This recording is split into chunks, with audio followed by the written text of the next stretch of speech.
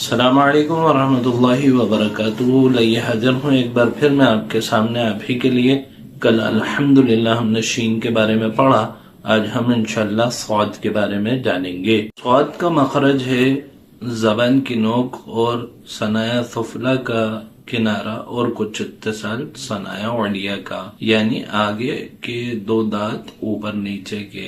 اکثر لوگ صاد کو پڑھنے میں غلطی کرتے ہیں اور صاد کو سین کی طرح ہی پڑھ دیتے ہیں۔ سین میں تھوڑا سیٹی کی آواز آتی ہے اور باریک پڑھا جاتا ہے، اور صاد تھوڑا موٹا منہ بھر کر پڑھا جاتا ہے۔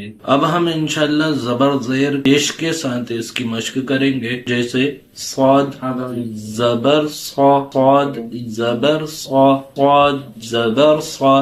اس کی مثالیں صدقہ یعنی صدقہ دینا، صبر یعنی صبر کرنا، اور صلاۃ یعنی نماز ہے۔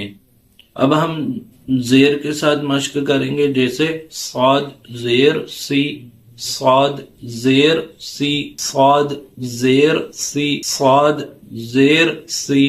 اس کی مثالیں صدق یعنی سچائی، صراط یعنی صراط، اور صحت یعنی صحت ہے۔ اب ہم پیش کے ساتھ مشق کریں گے، جیسے صاد پیش، صاد پیش، صاد پیش۔ اس کی مثالیں صدور یعنی سینہ، صحف یعنی صحیفے، اور صبح یعنی صبح ہے۔